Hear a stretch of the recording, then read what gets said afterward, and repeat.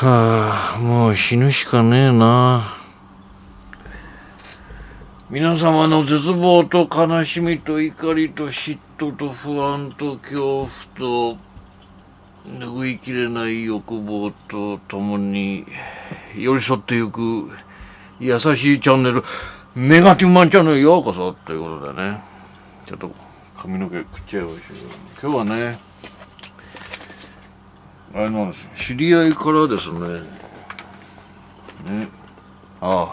その前にね、皆さんゴールデンウィークなのに私はまた労働しないといけないんですね。嫌ですね。労働は良くない。何一つ良くないです。ということでね、今日はね、知り合いからね、カレンダーをもらったんですね。4月なのにね、もう5月になりますけどね。海上自衛隊カレンダー2024ということでね、どうですか皆さん。これをね、皆さんと共にめんどくさいものを見ていこう第2弾ですからね、今。そう。見ていこうじゃないか、ということでね。こういうカレンダー初めて見ましたね、僕はね。これ何でしょう。まず第一。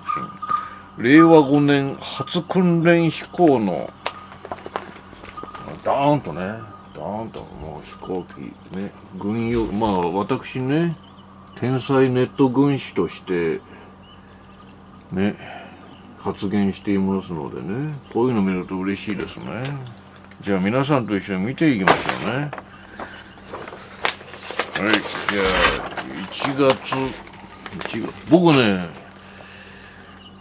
これ知り合いからまたチラチラ見ただけでね、ちゃんと見てませんから、皆さんと共にね見ていくんですよ、本当にね。何でしょうこれ。何でしょう。おー、すごいですね。何でしょうこれ。海上自衛隊。僕もね、自衛隊入ればよかったですね。天才ネット軍師としてね。ただね、どっちみち戦争がなかったんでね、ちょっと意味がなかったですけれどもね。まあでも今は分かんないですからね。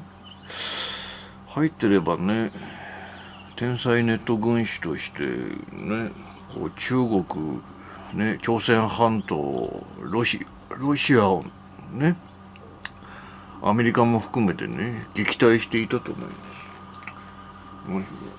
パキスタン海軍主催多国間共同訓練アマン23に参加した護衛艦鈴月ですね。護衛艦ですって皆さんね、いいんじゃないですか。護衛艦ね、いいじゃないですか。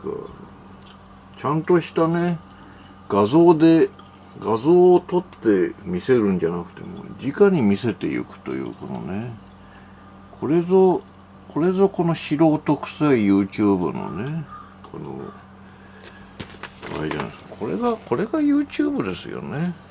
嘘じゃない、本当に底辺労働者が送るね、こういうなんかこうね、いいですね。なんでね、そもそもねこんなのもらったかっていうと、私ね、やっぱり天才ネット軍師としてこうね、普段こうね、いろんなことを発言しているのでね、なんか周りの人がね、ネガティブマンは愛国者じゃないかっていう誤解をしてるんですね。極めて誤解です。ね、愛国者じゃないのか。ね、私は無政府主義者でアナーキーで世界を滅ぼす男ですよっていつも言うんですけど、ね、いやお前は政治家になった方がいいみたいなこと言われる。いやそんな大げさな話じゃないんです。じゃあね、これは2なん違いますね。そっか。表と思ってたのはこれが1月なんですね。じゃあこの3月ですね。3月なんですよこれ。3月今経っちゃいましたけど、3月はね、3月の説明、幹部候補生学校卒業式、3月だからね、幹部候補生卒業式ですってね。私もネット軍師ですからね、もし入ってればね、首席で卒業できたんじゃないですかね。幹部候補生卒業式、ね、ちゃんと小さい写真もねあるんですね。私も、時代が時代ならば入っていてね、あれですよ、日露戦争の時の秋山兄弟ぐらいのね大活躍をしたんじゃないですか、軍師としてね。そのね、二次大戦の石原幹事ぐらいの男にはなってたと思います。これは3月。そして次が4月ですね。4月、題名を先に言いますかね。桜と護衛艦。護衛艦ね。な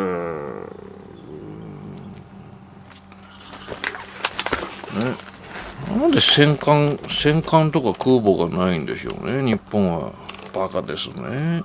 嘘でもいいから持ちゃいいんですよ。作んなくてもいいからどっかから借りればいいんですよね。戦術戦略においてね、武器を揃えてますよっていうことが重要なんですからね。使う使わない、運用するしないっていうことじゃないんですよ。分かってないですね。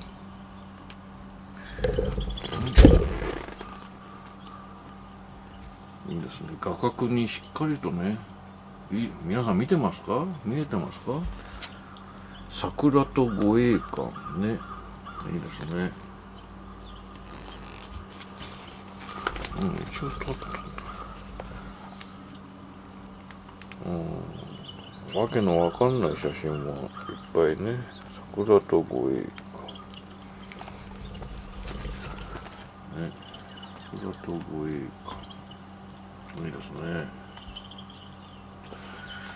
じゃあ次は5月ですね。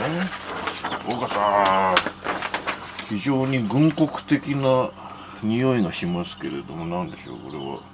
潜水艦大芸命名進水式。なるほどね。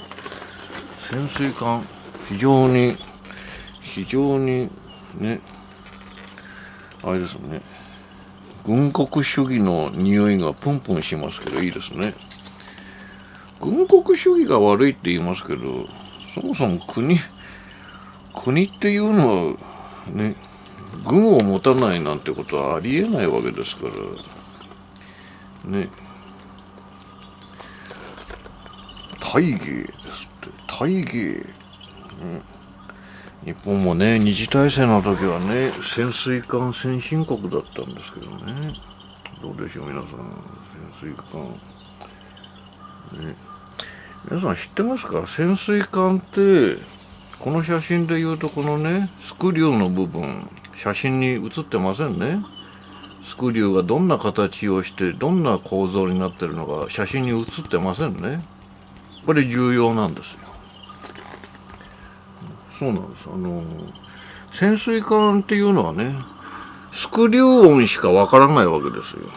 こういろんなレーダーに映らないようにこう先行してるんでね、海の中をね。じゃあ何で見分けるのか。スクリュー音で見分けるわけですね。スクリュー音でね、ムヌムヌムヌムヌムヌと。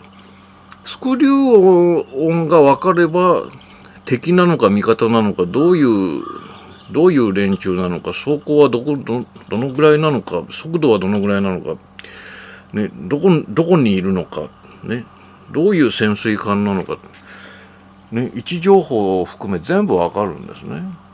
ですからこれ最高機密なんですね。このスクリュー、潜水艦のスクリューっていうのはね、これ絶対どの国であってもね、潜水艦を持てるほどのね、軍事国の最高機密ですから。ね、潜水艦のスクリューっていうの。なぜならその写真が分かればね、再現してどういう音が出るのか分かっちゃいますからね。そうすると敵にバレちゃうわけですね。どういう潜水艦ねっていうのがね。そうですからこの写真でもね、スクリューだけは見せませんね。そう、スクリューってそれだけ重要なんですよね。なんて名前ですかこれは。潜水艦大義。どういう漢字かは分かりませんけど、船って大体なんかひらがなで書きますよね最近ね。もっとおどおどしい漢字で書いてほしいですけどね。大義。これはなかなかいい写真ですね。じゃあ次は6月ね。皆さん飽きてるんじゃないですか。飽きたらダメですよ。まあ僕ももう飽きてますけど、令和4年度実機違う令和4年度実機雷処分訓練、ガチの機雷の処分訓練ね。どこの島でどこの海なのかわかんないですけどね。なんかかっこいいですね。じゃじゃんじゃじゃんね。皆さんとめんどくさいものを見ていく第2弾ですけれどもね、どうですか。地雷ガチのあれですね、機雷ですね。機雷を処理する写真、処理している写真ですね。どこの島なんでしょうね、こういうのって。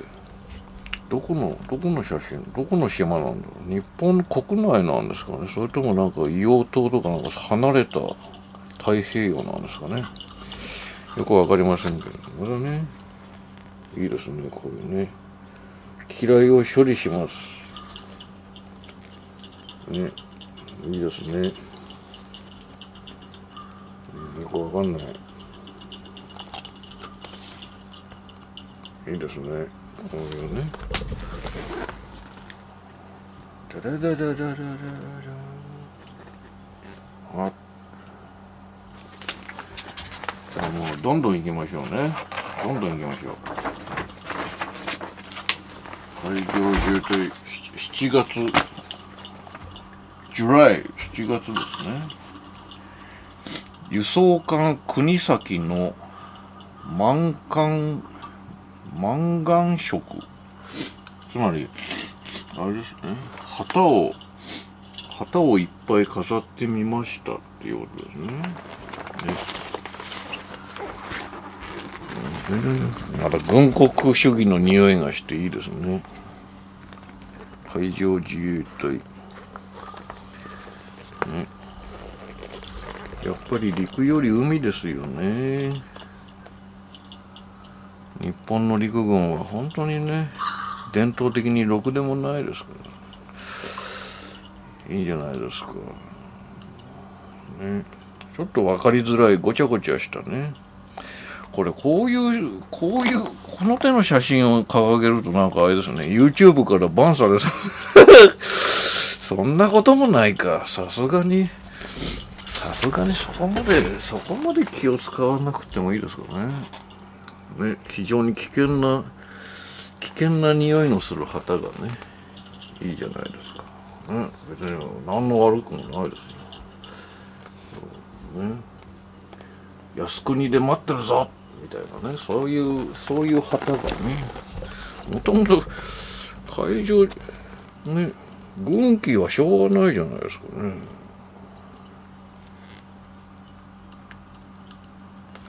なんだろうこの写真なんだ、最後の写真なんだと思ったら、アホみたいな単なるイルカの写真じゃないですかね。軍と全く関係がないっていうね。まあイルカを使った動物兵器もありますけどね、世界にはね、未だにあるそうですよ、ロシアとかね。まあそれはいいんですけど、さっきから紙を食っても輸送艦国崎の満願した。じゃあ8月、やっと8月まで来ましたね皆さん。護衛艦ヒューガの直近に着水した救難飛行艇 US2。 ああ、いいですね。もうさっきから空母が出てこないですね。空母に転用できるからとかそういう問題じゃないんですよ。がっちりしたね、特大の空母を持てばいいんですけど、輸送艦ヒューガの直近に着水した救難飛行艇 US2。これが護衛艦ヒューガだね。護衛艦ヒューガ、着水した何ですかね、US2 救難飛行艇 US2 ね、かっこいいですね。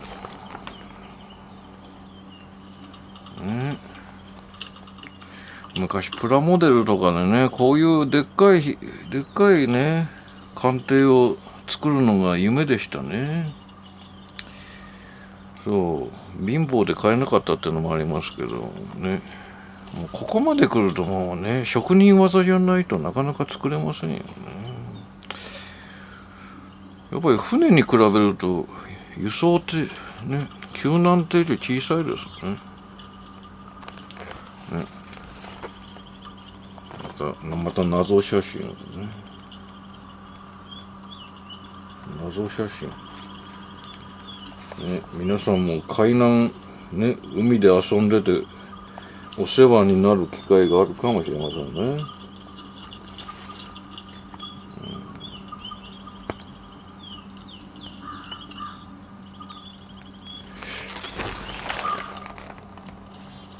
ああ、いいですね。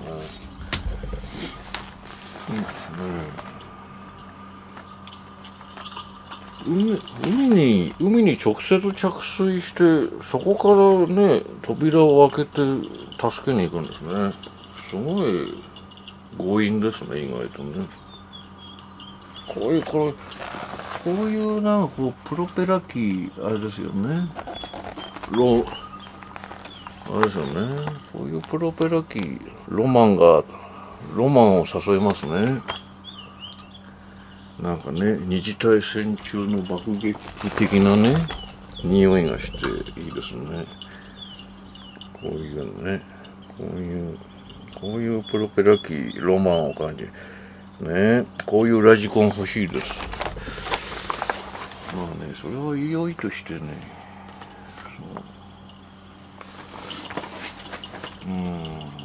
次9月、またなんか非常にふざけた写真ですね。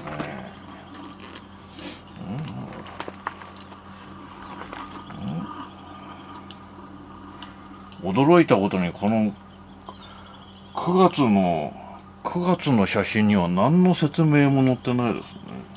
恐ろしい。なんか子供相手のイベントの写真ですね。模型とかがたくさんね。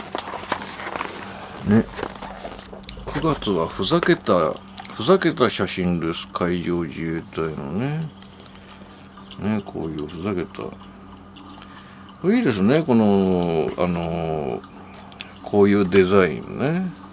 二次大戦中のアメリカのね航空機に戦闘機にこういうねデザインがあってかっこいいですね。こういうのね。そう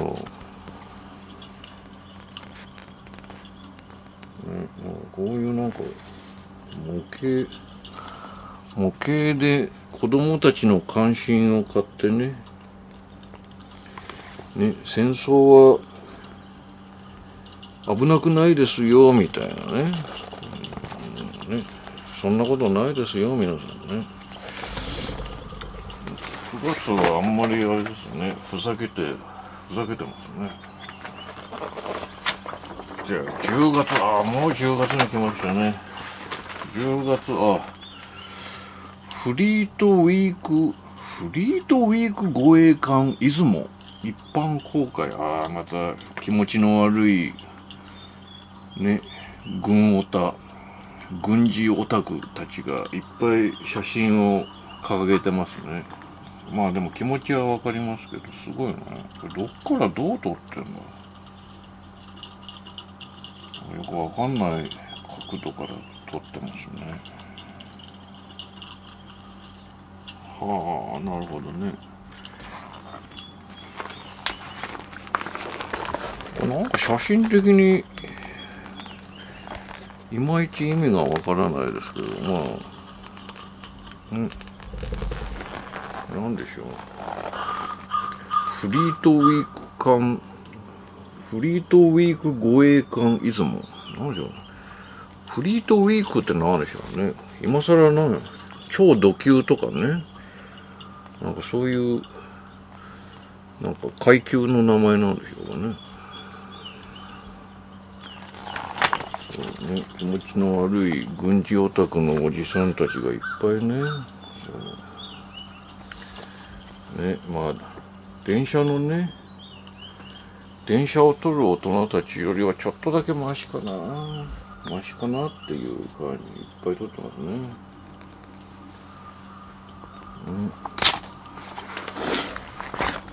そんな感じですね。そしてなんでしょう、開示ファッションショーの写真とかね。何が開示ファッションショー？お祭りですかね。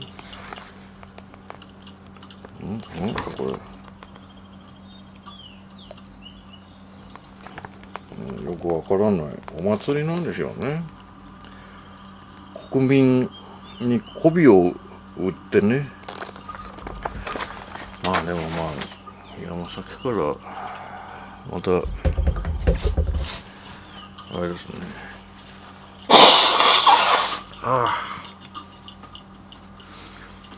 僕はね、鼻がねアレルギーなんでね、あれですけれども、あれですね。国民に媚びを売らせてはいけないと思うんですよね。結局ね、なんか陸上自衛隊でもそうですけど、なんて言うんでしょうね、基地とかね、訓練とかねで泊まるね、商社みたいなねところがなんかいっぱいゴキブリがいたりシラミがいたりとかね、ボロボロなんでしょ。いけませんね。国を守るね自衛隊の人たちにもっと予算をね、裏金議員の裏金は全部ね自衛隊に回した方がいいですよね。本当にろくでもない。そしてなぜか知らないですけどね、急に猛烈にねアレルギー症状失礼しましたということでね、じゃあ11月を見てみましょう。もっと硬派な写真が多いのかなと思ったらそうでもないですね。さっきから海上自衛隊なのに令和4年度国際観艦式、これぐらい読めますよ私。国際観艦式2022年。それをなんで24年のねカレンダーに載せるのか分かりません。国際観艦式、いっぱい空母が載ってますね。日本空母じゃないのか。ギリギリ空母じゃないやつですね。空母に転用できるみたいなことを言ってるね。そうじゃないの。原子力潜水艦じゃない、原子力空母とか持てばいいんですよね。そう、こんな感じですよ。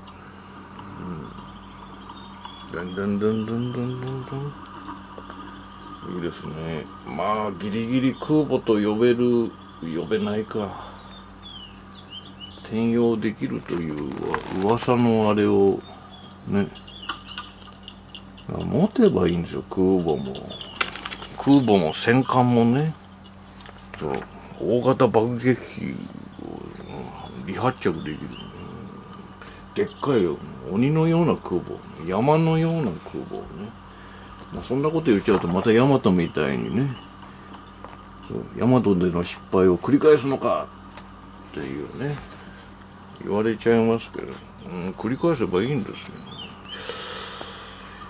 なんでこれ魅惑的な対空砲ですかね。おお、すごい岸田が映ってますね、ギリギリ。あいつ何なんだ。いいんですね、対空砲、地対空砲ですかね。ギリギリね、こうね、岸田が映ってますよ、これ。岸田がね、全く無意味な男が映ってますよね。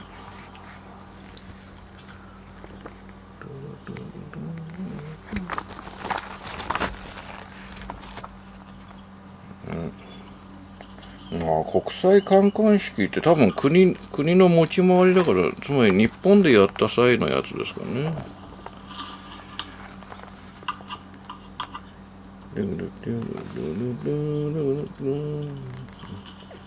というね、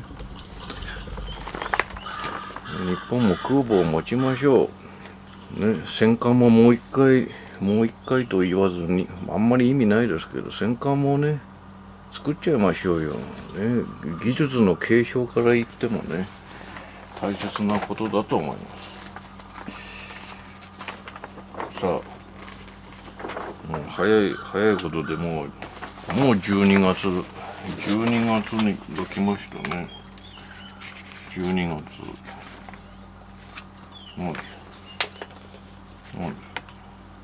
海上自衛隊、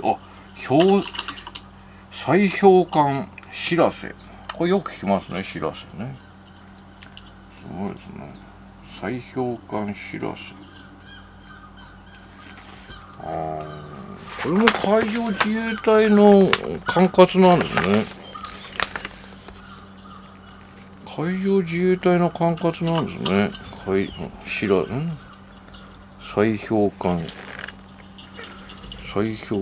しらせ。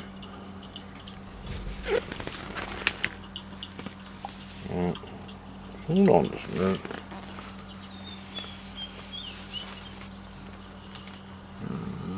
砕氷艦しらせ。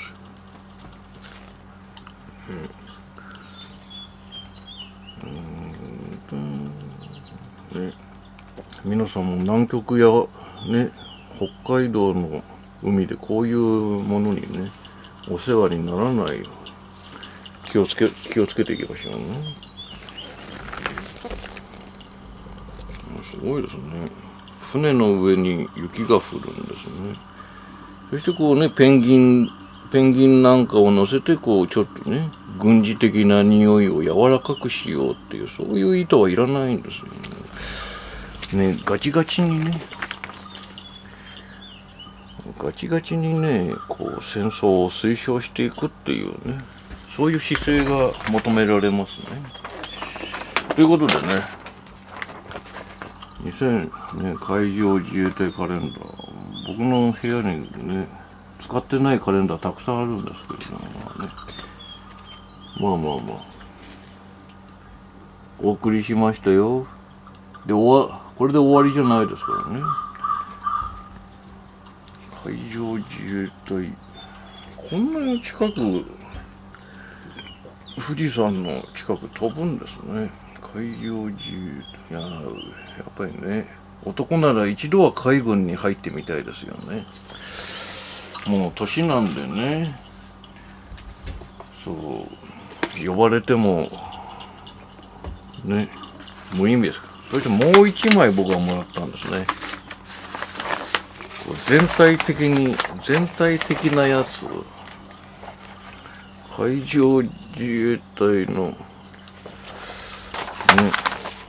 これあれですね、全体的に見せるのはこういう1枚で分かるやつですね。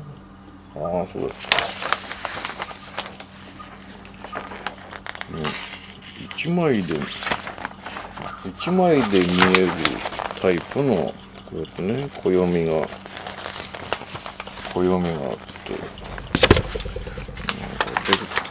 なんか無駄にでかすぎて分かりづらいですけれどもね、こういろんなねあれですよ、絵ですけどね、絵じゃんっていうね、そう二次元に、ね、逃げ込んでる VTuber とかね、あれなんて言うんでしょうね、絵に恋しているね連中とかね、声に恋してるね声豚とかね、絵に反応してる絵豚とかもね、気持ち悪いですね。みんな死ねばいいのにと思いますけれどもね、でもしょうがないですね。そう絵ですけれども、なんでしょう、哨戒機とか輸送機とかヘリのあれですね、海上自衛隊が持ってる軍用機、輸送艦とか潜水艦とかが全部乗ってるというね。今思いましたけど、海上自衛隊にも見てくださいこれ、海上自衛隊 YouTube チャンネルがあるそうですよ。これ見えますかね。海上自衛隊 YouTube チャンネルがあるそうですよ。皆さんね、見てやってくださいよ。かわいそうなんですよね。見せづらいです。絵っていうのは見せづらいですね。こうやってね、いろんな我々の持っている海上自衛隊、つまり海軍のすべての軍用機、軍艦とは呼ばないのかな、今のご時世ね、なんかこういろいろ見せ方が難しいですけどね、いっぱい載ってるんですよね。全部声を出してね。なるほど。後ろにうっすらなんだろうこれ。潜水艦の写真が重なってるんですかね。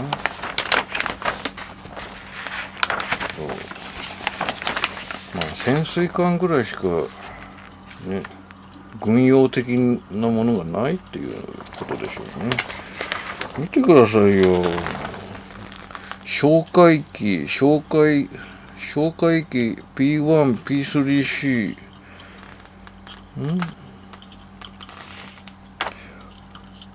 OP3C、多用機 EP3、救難飛行機 US2、さっき出てきましたね。US2、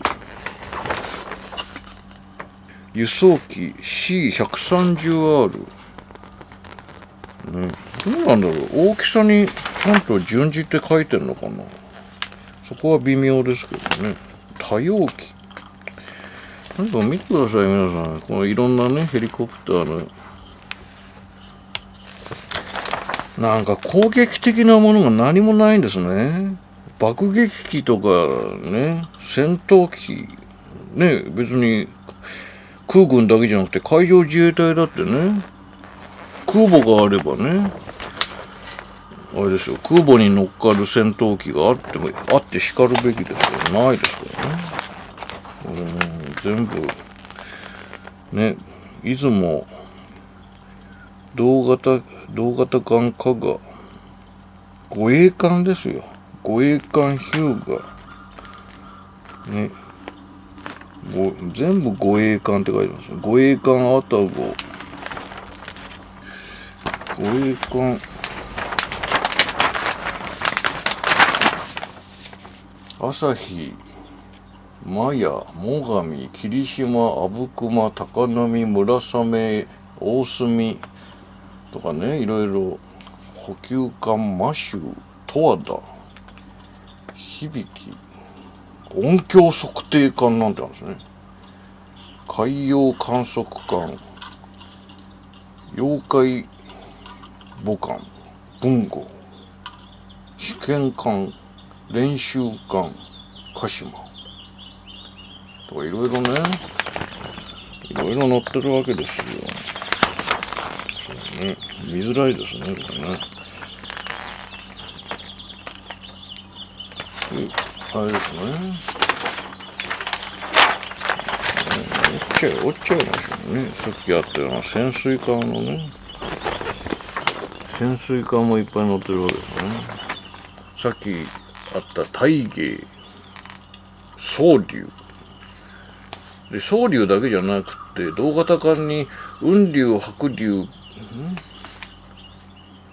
剣竜、水竜、黒竜、人竜、赤竜、青竜、小竜、黄竜、東竜みたいなね、同型艦がたくさんあるよ。ね、いいですね。軍隊、軍って感じがしますね。潜水艦、渦潮、同型艦、磯潮、鳴潮、黒潮、高潮、八重潮、瀬戸潮、餅潮みたいなね、いっぱいあるよっていうことを示してますね。ね、頼もしいですね。核を搭載できるのかっていうのがポイントですよね。ね、情けない。爆撃機が一切乗ってませんよ。ね、空母に乗っける戦闘機もない。もう情けないですね。持つべきですよ。こんなことでね、中国や朝鮮半島やロシアと戦えるのか。ね。そして意外や意外アメリカと戦えるのか。戦えませんね。どこの国ともね、こんなペラペラじゃね、このポスターのペラペラと同じぐらいな感じで戦えませんね。ということで日本は終わりなんじゃないのかな。そういうね、最後悲しい話で終わろうかなと思いますけれども、まあね、今見てきましたけれどもね、あれから80年、私も年を取りましたね。これでは戦争に勝てませんね。ということはまあ滅びるしかないのかな、日本ね。いろんな右翼の皆さんがね力説してますけど、力説する彼らの力説ってのはちょっとおかしいですよね。そんなに力説するんだったらまずね、空母を持たせろみたいなね、そんな圧力から始めないとダメですよね。そう、核を持たせろ、それが嫌なら爆撃機を持たせろ、空母を持たせろとかね、そういうなんて言うんでしょうね、こう駆け引きから始めていかないといけないのでね。軍隊と認めろみたいな、そんなねわけのわかんないところから始めるからね、右翼の人たちは本当ね、なんて言うんでしょう、持ってしまえばね力は同じなんですからね、やってることがおかしいですね。持っちゃえばいいわけですから、持っちゃえばいいですからね。核にしろ爆撃機にしろ戦闘機にしろ空母にしろね、持っちゃえばこっちのもんですからね。そう、まあね、ということでこれではね戦争に勝てないというね絶望的な話をして、まずね日本はまだ全然ね戦争の準備ができていないというね悲しいお知らせとともに、海上自衛隊のカレンダーを皆さんとねめんどくさいながらも見てみました。それではまたね、明日にも今日にも、日本のみならず世界が滅んでね、地球が月の表面のようにねつるっとなるように、ネガティブマンでした。